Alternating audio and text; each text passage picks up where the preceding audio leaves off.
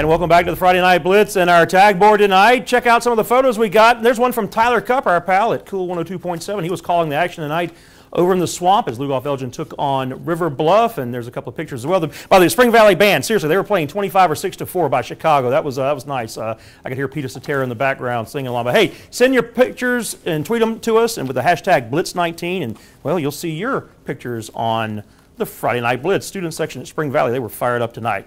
All right, back to the highlights, and here we go with Dutch Fork, the top team in the state, on the road at Boiling Springs in the upstate. And Aaron Thomas to Davis Jones, a huge game for Boiling Springs, and that would set up Derek Nesbitt for the touchdown.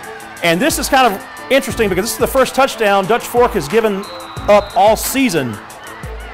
But the Silver Foxes, well, they would respond as you would expect. Tyler Olenchuk breaks for a big chunk of yardage, fumbles at the goal line, was able to grab the loose football and get the touchdown for the Silver Foxes.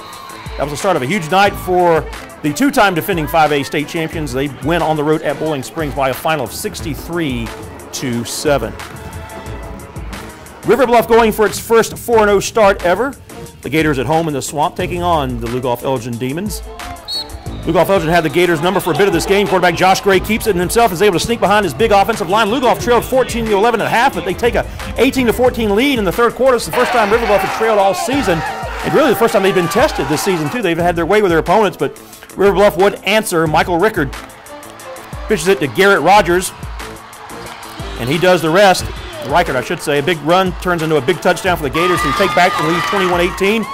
And then Reichert will go to Cleburne Gray for a 53-yard scoring play. No one is going to be able to stop the big tight end. And the Gators win it by a final of 28-18. They're 4-0. They've doubled their win total from last year. Blair Harden getting it done over in the swamp. Perry Woolbright and the Lexington Wildcats taking on a very tough South Aiken Thoroughbred squad. Wildcats down 9-0 in the fourth when Akeem Nicholas gets the call, and that will move the sticks. And then Cal Herndon finding Forrest Alvarez for the score. Nicely done there. It's 9-7. Wildcats down just 2. But South Aiken would respond on the ensuing drive. Jesse Sanders on the keeper. He finds his way into the end zone. 16-7 Thoroughbreds. And that's how this one would end as South Aiken leaves Lexington with a 9-point victory.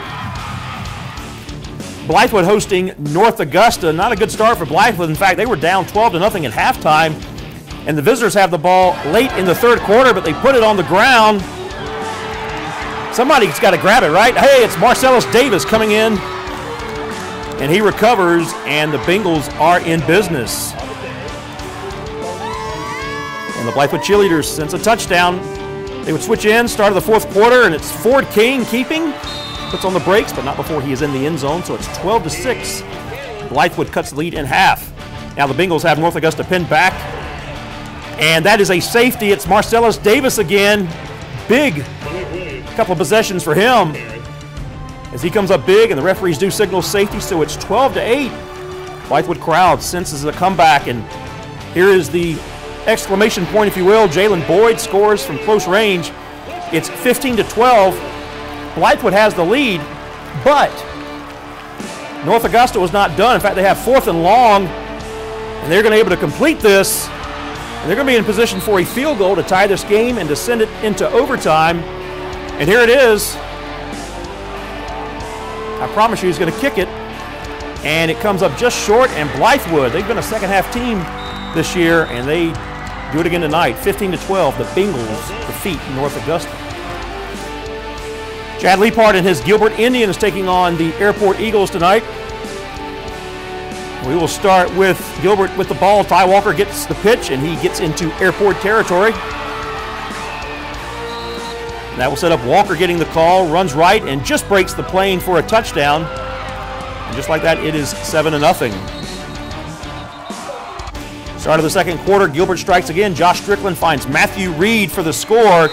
14-0, and Gilbert wins it by a final of 27-19. Moving things along, Crestwood, the Knights taking on the Manning Monarchs.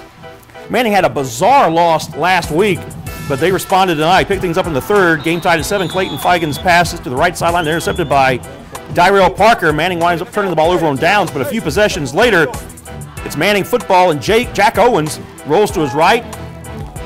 and finds Aaron Smith, who shakes off one tackle and then splits through the Knight defense, breaks several more tackles into the process, dashes his way all the way to the end zone for a Monarch touchdown.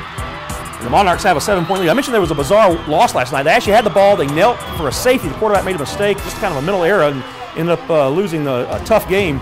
But Manning responded, and they win tonight over Crestwood 14-7. Good bounce back for those guys. Raiders of Keenan ran out on the field for the first time in their new stadium. You know, it seems like everybody's been playing in their stadium except Keenan, but the Raiders get a chance at it tonight. But C.A. Johnson, the Green Hornets, score the first touchdown of the night.